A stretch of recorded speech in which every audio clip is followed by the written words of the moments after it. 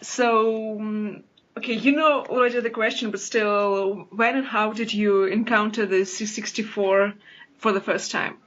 Because of my grandfather, he had one, and so I was playing with him on the Commodore 64 on his machine when I was around 5, I guess, and around 3 years later, when I was 8, I got my own Commodore 64, and this is how I got in touch with computers, basically. Yeah. So, and how did you become involved in the Demoscene? And because as far as I can understand this, a lot of people had Commodore 64s and used them for gaming, for example. I didn't have a C64, but when I was like younger, one of the things my father did, he used to make his own unlicensed Spectrum copies and sell them. So this is how I was acquainted with the machine, and I started playing it when I was a very little kid.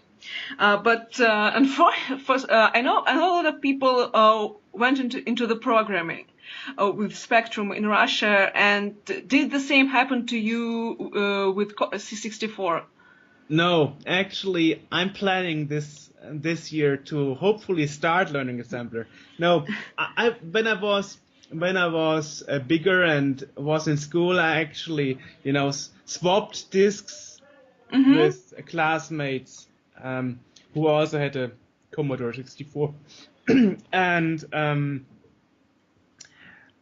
yes, and after that, at the end of the 90s, so 98, 97, there was something called internet. And I was in the computer room at school at 98, and I was browsing the web. That was before Google.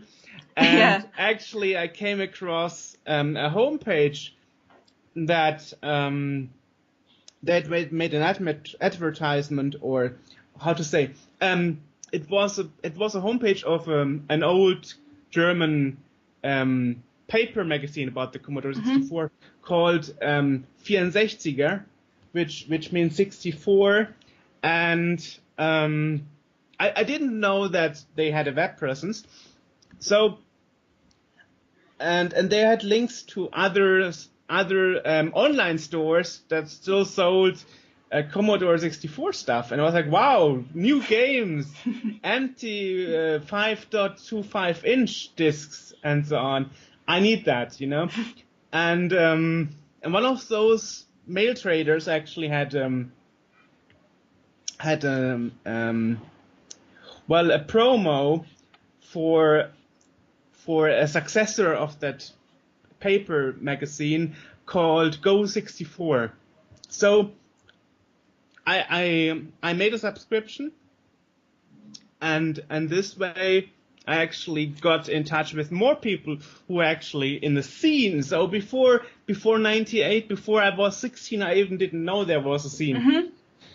Yes, and then with the years I learned that the scene is divided into NTSC, American, Canadian scene, and European scene, and I got the idea to make a magazine that covers both worlds of the split user group, and to have a magazine system that kind of detects if you run on an American or European machine.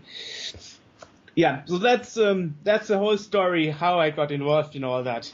Yeah. I'm a bit sorry for my coughing, but I had a cold recently, and I'm still having some problems to talk. So okay. It's okay. So I was told actually that Germany was kind of like capital of C64 in Europe. Yeah, it's to this day still the most active country with the Commodore 64.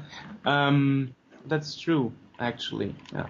Well, because I think France had also they were also for some reason very into some Amstrad computer, and Britain they kind of split between C64 and Spectrum. So, Yeah. in your opinion, how did the C64 influence the IT and gaming communities and industries in your home country and probably in Europe, if you? Well, what can I say? It was one of the most successful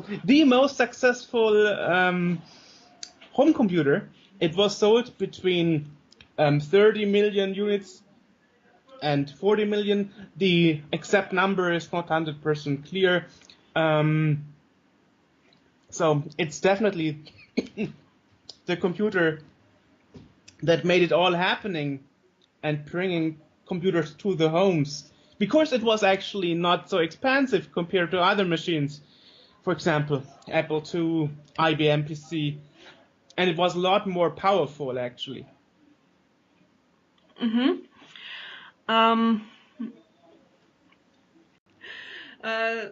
So, what about the C64? Did you like in particular? And maybe if did it change with time? So, for example, if you liked it for a lot of games when you were younger, but when you were a kid, but maybe later you came to appreciate other things as well. Ooh. Okay, well, so what I appreciate the most about the Commodore 64, the sound chip, of course, the SID chip. So I'm one of those people that actually listen to video game music all the time. So yes, definitely the sound chip, and also you have to figure the computer was produced between 82 and 94 in America and till 96 in Germany, and from the beginning to the end, and still nowadays there are new techniques discovered, new stuff you can do with this old hardware, and this is amazing in a way, you know. Is there something that you actually dislike? Well, I don't like the bread bin case. That's pretty high, and it's not very good for typing on it. Parents. No. It's actually I'm recording this in a game shop. So there are some people playing Dungeons and Dragons in the next room, and sometimes someone will enter and go away. I see. I thought you were recording from home or something. No. This is actually my friend's place. They kind of have this little geek den. Okay. So. Well, like I said, the old case I don't like very much.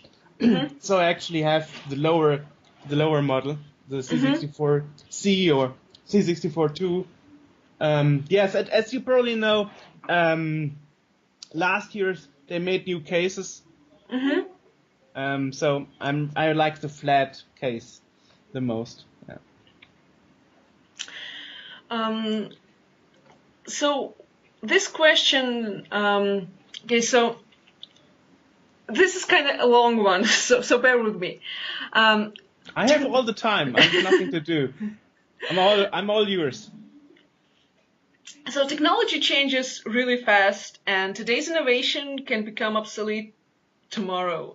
And this is why it's always interesting for me as a person who's kind of a tech journalist to see people who, in a way, keep the interest in a particular piece of technology alive.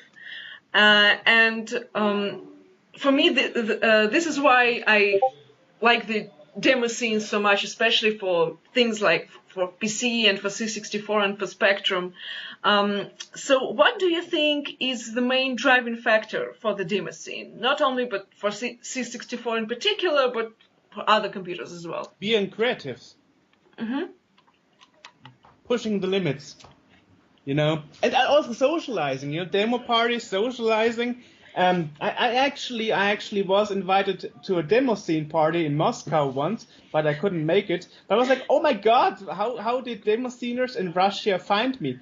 So so it's always surprising me when people find me. I think it's just socializing, You party, you barbecue, and even outside the Demoscene, even the user groups, even they meet up, retro, regular tables, for example, where you meet in a restaurant and play on old computers, or where you meet at the Chaos Computer Club room and do the same. Or, for example, actually here I have a flyer from the next flea market for retro stuff happening in November. So, and even if you don't buy anything on the retro flea market, you still meet your friends. It's quite nice. And actually in 2 weeks, I will have a booth at Gamescom, which is the biggest. Yeah. So I will run a booth. Mm-hmm. We will be around 8 people running the booth, and actually we this year we actually doubled the size. Because we were like the magnet for childs on the retro area. Though they said, can you please next year double your space? So I will be a lot in the business area too. So we should make an appointment, because I will not be at the booth all the time. Yeah. I will have interviews with Konami and Electronic Arts, and so. Okay, great. Do you think? What do you think was the role of Commodore, the C64 in particular, but other products maybe as well, and the company as a whole, in changing the perception of computers and people who use them? Because before that, computers were kind of very expensive, and not just for regular nerds, but I think like ultra nerds and scientists and things like that. Yeah. The Commodore 64 is what taught people how to code. The Commodore did a lot. It showed people how to socialize, how to play together. I know as a child we played together like 5-6 people on my birthday. We played Skate or Die, So it's a lot of socializing, bringing education to the schools. A lot of things, Piracy is also something that started really a lot on the Commodore 64, and it's connecting people. I mean, I'm talking to somebody in Moscow, so must mean something, Yeah. And I also figured that people that are in a computer scene, demo scene, or user group or something, they better understand each other. I figure that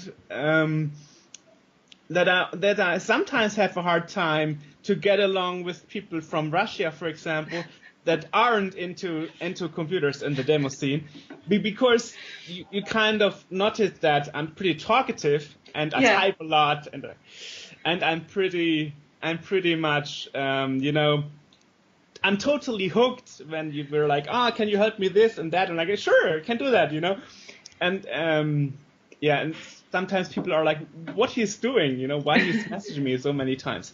Well,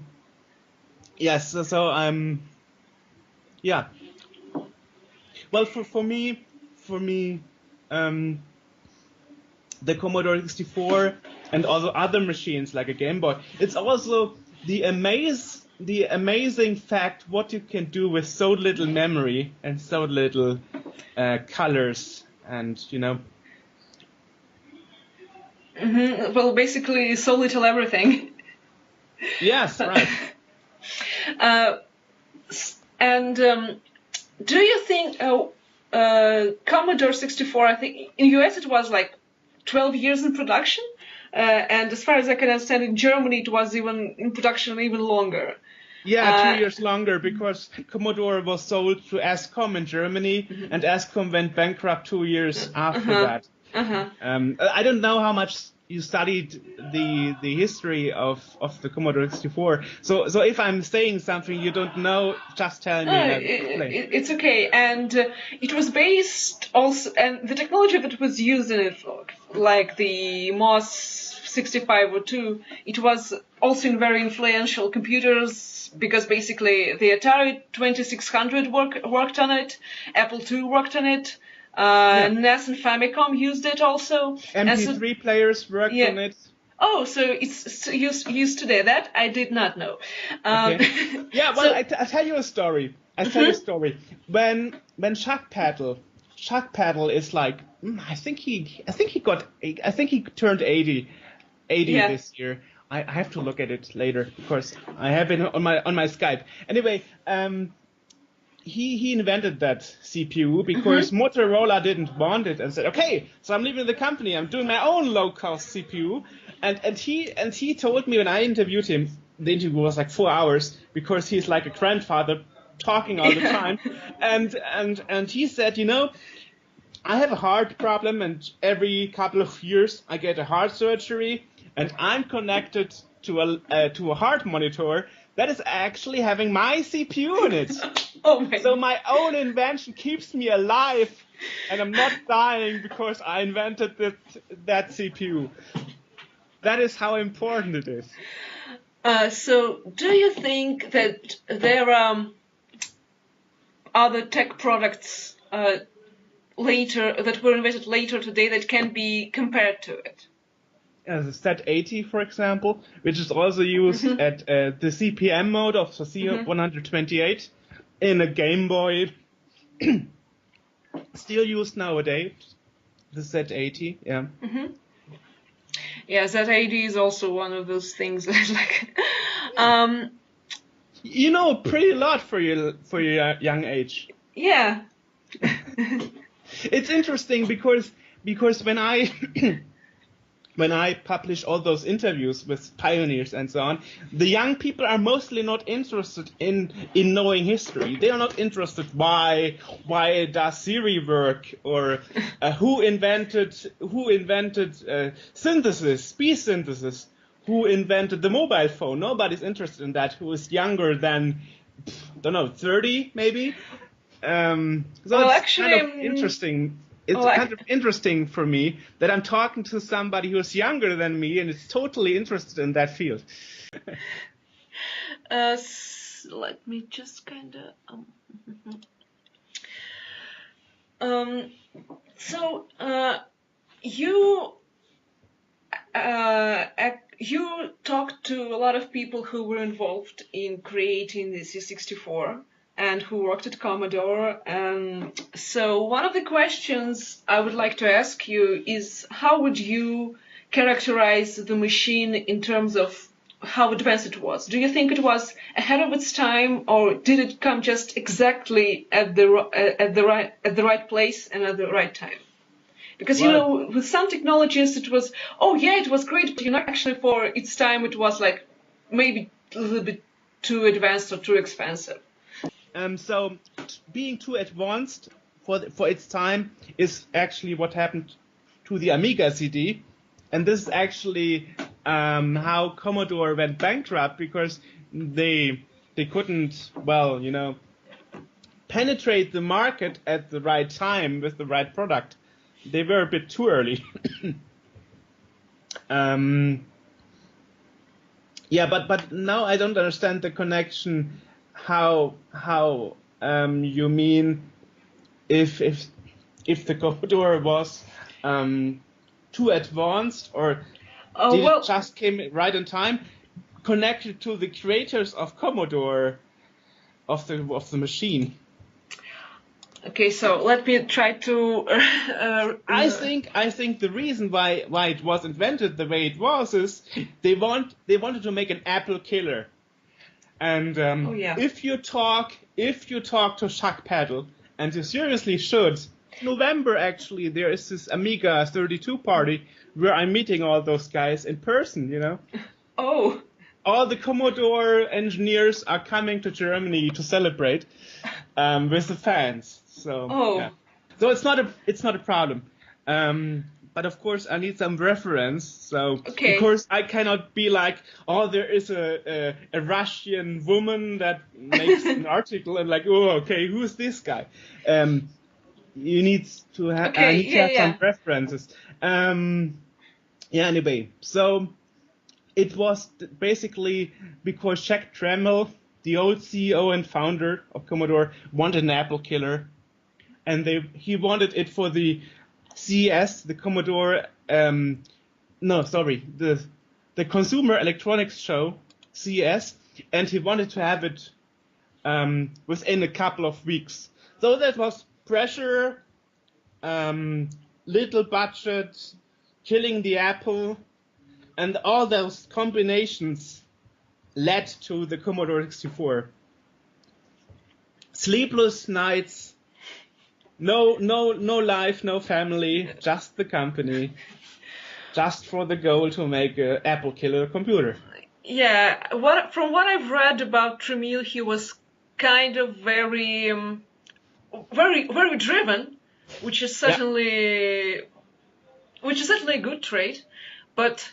There is a book about Steve Jobs. I don't remember who wrote it actually, but it's considered to be one of the definitive books about him. And never read it, but I have it in my in my basket for later on Amazon. And the thing is, it has kind of a lot of not so good things to say about Steve Jobs.